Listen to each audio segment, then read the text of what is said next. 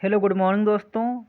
स्वागत है आप सभी का ट्रिपल सी की इस नई क्लास में। जैसा कि आप सभी को पता है आज तारीख है 21 सितंबर, यानी आज तारीख है 21 सितंबर और आज से शुरू हो रही अक्टूबर और नवंबर परीक्षा को ध्यान में रखते हुए जो आपकी क्लासेस जो हैं वो शुरू होने जा रही हैं। तो इसलिए आपको क्लास को एंड तक देखना है और लास्ट तक क्लास में बने रहना है। क्लास में स्टार्ट करने से पहले आपसे रिक्वेस्ट है, अगर चैनल पर पहली बार आए हो तो सब्सक्राइब किए बगैर नहीं जाना है और बेल आइकन प्रेस करके ऑल पर कर लें ताकि जैसे भी नोटिफिकेशन डालें आप तक सबसे पहले आए। और वीडियो कर देना लाइक एंड शेयर।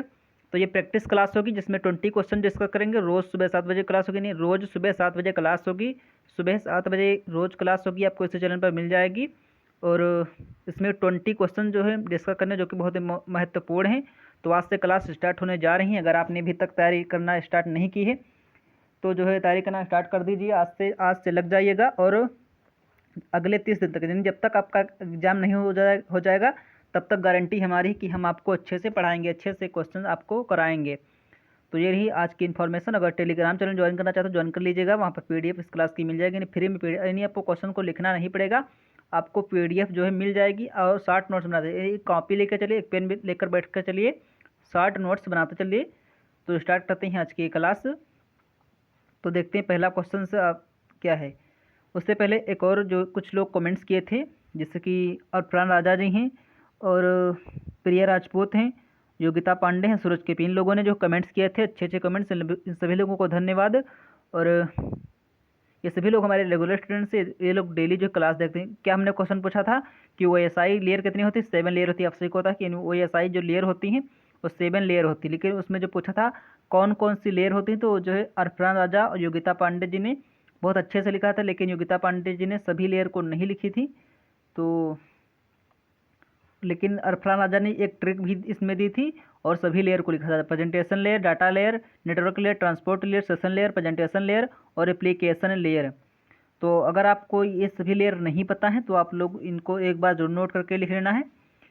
तो ये सभी आप सभी लोग फटाफट इसका स्क्रीनशॉट लेंगे और इन सभी जो लेयर को अच्छे से नोट कर लेना है।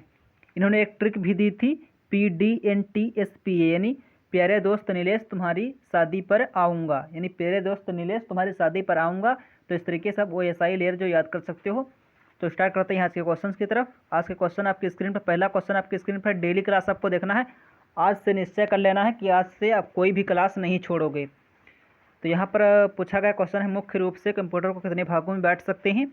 1, 4, 3, 5। फटाफट चैट बॉक्स में आपको लिखना है।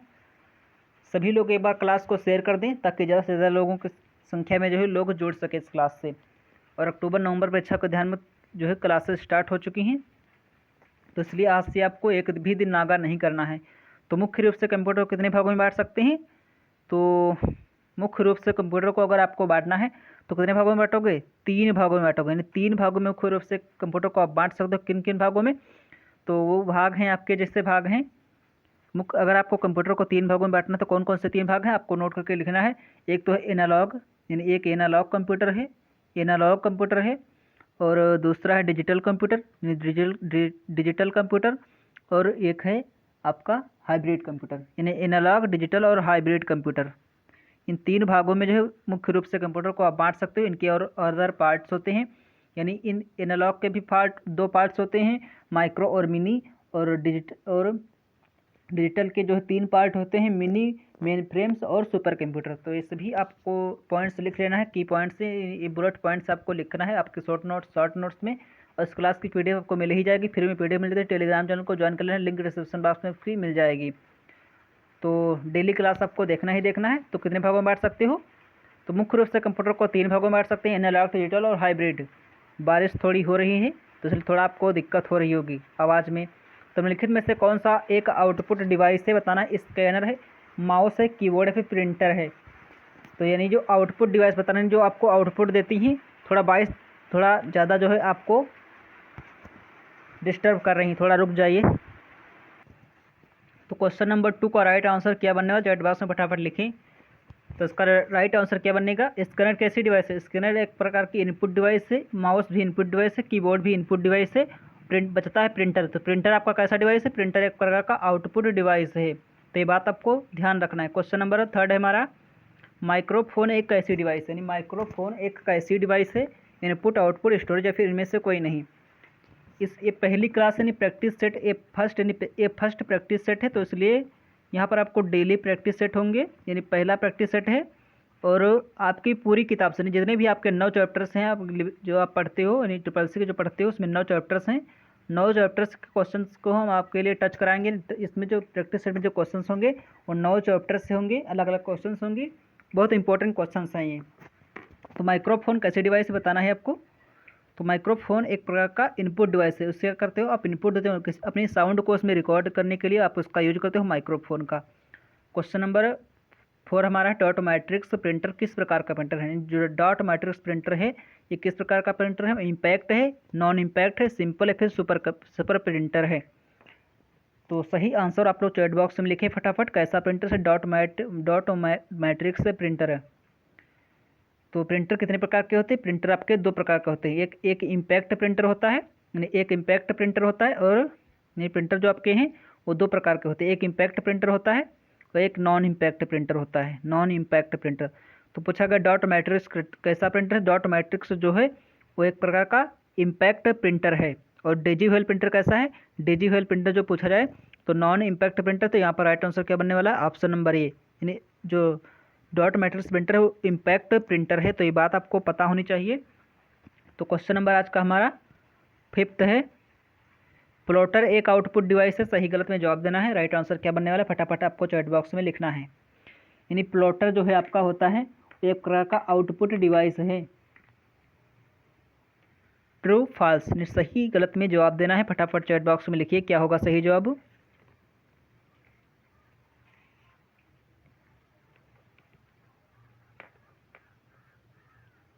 तो आई होप आप लोगों ने राइट आंसर जो है खोज लिया होगा। तो इसका जो राइट आंसर क्या बनने वाला है, बिल्कुल सही बात है, यानी ऑप्शन नंबर ए, यानी ऑप्शन नंबर ए, यानी जो आउटपुट डिवाइस यानी प्लॉटर जो आपका है एक प्रकार का आउटपुट डिवाइस है। तो ऑप्शन नंबर ए बिल्कुल सही होगा। क्वेश्चन नंबर 6 है, 1024 मतलब 1024 TB, यानी 1024 TB का मतलब होता है टेराबाइट। TB का मतलब होता है टेराबाइट। एक PB मतलब 1 पेटाबाइट। PB का मतलब होता है पेटाबाइट और TB का मतलब होता है टेराबाइट के बराबर होते हैं। सही गलत में जवाब देना है, क्या होगा सही जवाब। तो ये स्टोरेज से क्वेश्चन बहुत इंपॉर्टेंट बनते हैं, इसलिए हम आज आपको सारे स्टोरेज से रिलेटेड जो है पूरे जो आपके कॉन्सेप्ट क्लियर कर देंगे, इसलिए वीडियो को एंड तक जरूर देखना है। तो ये बिल्कुल सही बात है। नहीं, 1024 TB जो है एक PB के बराबर होता है। ऑप्शन नंबर ए बिल्कुल सही बात है। तो ये टेबल हमने बनवाई है, इस टेबल को आपको अपने पूरे दिमाग में सेट कर लेना है। फटाफट स्क्रीनशॉट ले लीजिए, या फिर PDF में तो आपको मिलेगी ही मिलेगी। तो 4 बिट कितने किसके बराबर होता है, 1 निबल, यानी 1 निबल पूछा जाए तो किसके बराबर पूछोगे, 4 बिट। ये क्वेश्चन बहुत इंपॉर्टेंट है, बहुत कई बार पूछा गया क्वेश्चन है। 8 बिट किसके बराबर होता है, 8 बाइट के। और 1024 बाइट किसके बराबर होता है, 1 किलो बाइट, यानी 1 KB के। और 1024 KB जो 1 KB हो गया, और 1024 KB जो है 1 MB के बराबर, 1 मेगाबाइट के बराबर, यानी 1 MB के बराबर होता है। तो 1024 MB जो हो गई वो 1 गीगाबाइट यानी 1 GB के बराबर हो गई। 1024 GB जो है 1 TB के बराबर हो, एक टेटाबाइट के।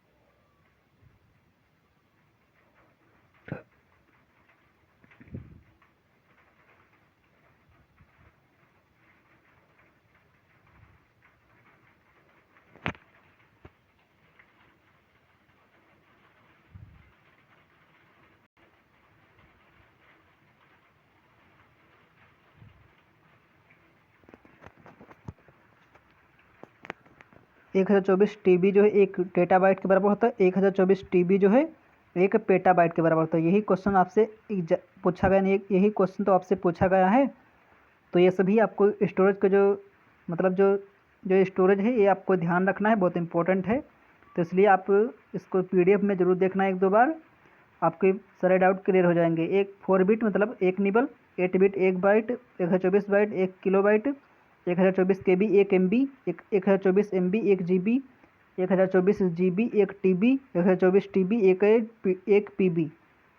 तो ये सभी आपको ध्यान रखना है। क्वेश्चन नंबर आज का हमारा 7 है। उमंग में एन का क्या अर्थ है? नहीं, उमंग में जो आपका एन है उसका क्या अर्थ होता है? नहीं, उमंग आपका ऐप होता है, इसका फुल फॉर्म क्या होता है? फटाफट आपको चैट बॉक्स में लिखना है। जो उमंग का फुल फॉर्म होता है आपको चैट बॉक्स में लिखना है क्या होता है उमंग ऐप का फुल फॉर्म।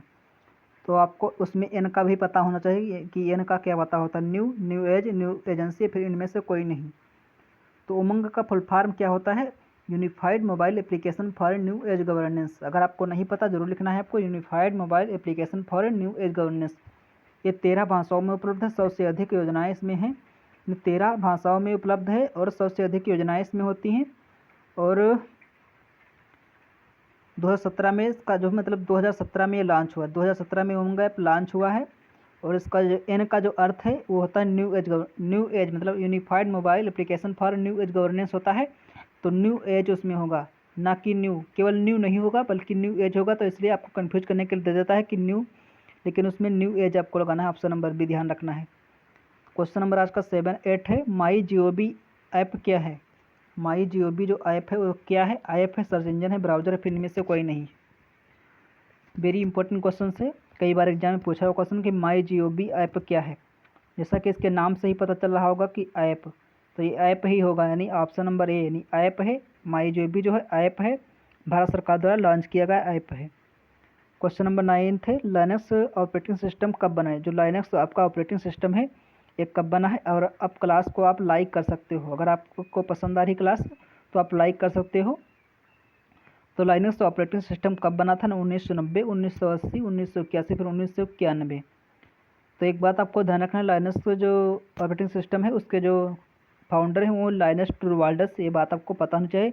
जो लाइनक्स के आविष्कारक हैं मतलब जो फाउंडर हैं वो लाइनस टोरवाल्ड्स हैं।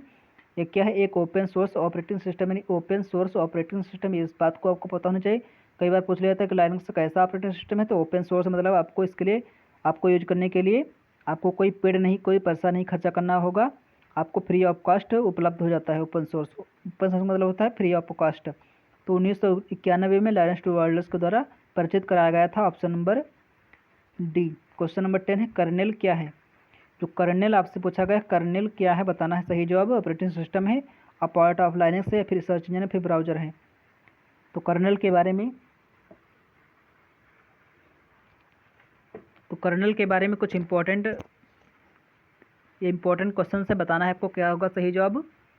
तो कर्नल क्या है? ए आप पार्ट ऑफ लाइनक्स, यानी जो कर्नल होता है वो लाइनक्स का पार्ट होता है, लाइनक्स का पार्ट होता है, बात आपको पता होनी चाहिए, लाइनक्स का पार्ट होता है। ऑप्शन नंबर बी बिल्कुल सही जाएगा। क्वेश्चन नंबर 11 है। लाइनक्स एक लोकप्रिय GUI ऑपरेटिंग सिस्टम है। जो लाइनक्स है कैसा ऑपरेटिंग सिस्टम है? ओपन सोर्स है। दूसरी बात, एक GUI मतलब ग्राफिकल यूजर इंटरफेस। GUI का फुल फॉर्म कई बार पूछ लिया जाता है कि GUI का फुल फॉर्म क्या होता है, तो उसका फुल फॉर्म हो जाएगा ग्राफिकल यूजर इंटरफेस। कैसा ऑपरेटिंग सिस्टम है? GUI operating system graphical user interface होता है। बिल्कुल सही बात है, option number A. Question number 12 है। .odt लिब्रे ऑफिस कैल्क का एक्सटेंशन है। तो एक्सटेंशन भी बहुत इंपॉर्टेंट होते हैं, तो बता रहा हूँ। राइटर का भी आपको लिखना है और कैल्क का भी लिखना है और इम्प्रेस का, तीनों का एक्सटेंशन आप लोगों को चैट बॉक्स में लिखना है। क्या होगा सही जवाब? तीनों का जो एक्सटेंशन होता है चैट बॉक्स में लिखिए फटाफट, देखिए आपको कितना आता है। तो .odt किसका कैल्क का एक्सटेंशन है? बिल्कुल गलत बात हो जाएगी, ऑप्शन नंबर बी नहीं, गलत हो जाएगा। तो फिर किसका एक्सटेंशन होता है .odt? तो राइटर का होता है .odt, राइटर का हो जाएगा .odt। कैल्क का हो जाए .ods, और इम्प्रेस का हो जाएगा .odp। तो ये बात आपको पता होनी चाहिए, और अगर नहीं पता नोट करके कॉपी पर लिख रहे हैं, शॉर्ट नोट्स बनाते चलिए, बहुत इंपॉर्टेंट होगी आपको एग्जाम टाइम में। तो क्वेश्चन नंबर 13 है। लिब्रे ऑफिस में विंडो को क्लोज करने के लिए किस की का इस्तेमाल होता है? पूरी विंडो को आपको क्लोज करना तो किस की का इस्तेमाल करोगे? तो वो है Ctrl+W। ऑप्शन नंबर यही सही होगा, Ctrl+W का आप यूज करें तो आप लिब्रे ऑफिस में जो है विंडो को क्लोज कर पाओगे। क्वेश्चन नंबर 14 है। स्लाइड शो मेन्यू किसके अंतर्गत आता है? राइटर में, कैल्क, इम्प्रेस, फिर MS एक्सेल में। जो स्लाइड शो मेन्यू है किस में आता है? मतलब लिब्रे ऑफिस राइटर में आता है, फिर लिब्रे ऑफिस कैल्क में आता है, फिर लिब्रे ऑफिस इम्प्रेस के अंतर्गत आता है, फिर MS एक्सेल में आता है। तो MS एक्सेल तो आपके सिलेबस में नहीं, इसको पढ़ना ही नहीं है आपको। तो ये किसके अंतर्गत आता है, तो इम्प्रेस में आता है। इम्प्रेस में क्या होता है, स्लाइड को बनाते हो, स्लाइड शो किस में होगा, तो इम्प्रेस में होगा स्लाइड, फिर स्लाइड का जो मेन्यू हो उसको तो इम्प्रेस में ही आएगा। क्वेश्चन नंबर 15, टेलीग्राम के फाउंडर कौन है, तो क्वेश्चन नंबर 15 का राइट आंसर को चैट बॉक्स में लिखना है। टेलीग्राम के फाउंडर कौन है, पावेल ड्रोब है, निकोलाई ड्रोब है, केविन सिस्ट्रॉम है, फिर इनमें से कोई नहीं है। तो ये थोड़ा ऑप्शन जो है मिस्टेक है,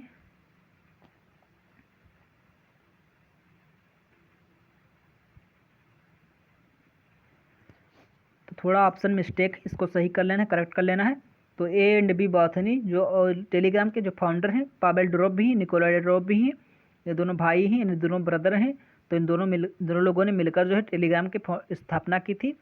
क्वेश्चन नंबर 16 है, डिजी लॉकर में अधिकतम कितना स्टोरेज स्पेस मिलता है। डिजी लॉकर कब बना था, 2015 में। कितना स्टोरेज स्पेस मिलता है, 1 MB, 1 GB, 10 GB या फिर 10 MB। तो डिजी लॉकर है क्या, उसमें आप अपने डॉक्यूमेंट्स को सेव कर सकते हो, अपने डॉक्यूमेंट्स को, इंपॉर्टेंट डॉक्यूमेंट्स को आप सेव कर सकते हो ड्राइव पर।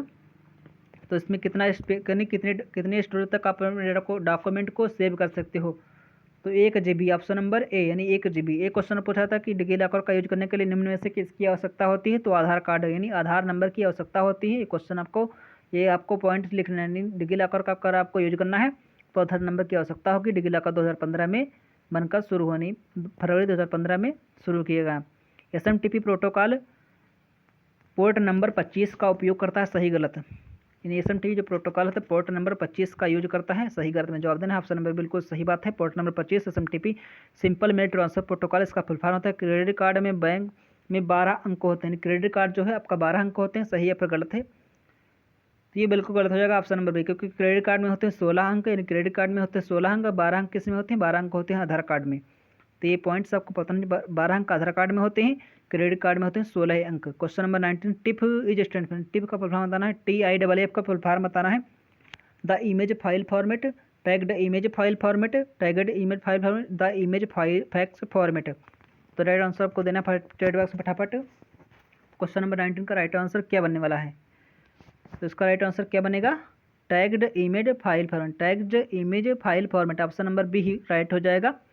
क्वेश्चन नंबर आज का हमारा आखिरी है, इम्प्रेस में लाइन के शुरुआत में जाने के लिए किस की का इस्तेमाल होता है, कंट्रोल+ होम, कंट्रोल+A, फिर कंट्रोल+ इंड।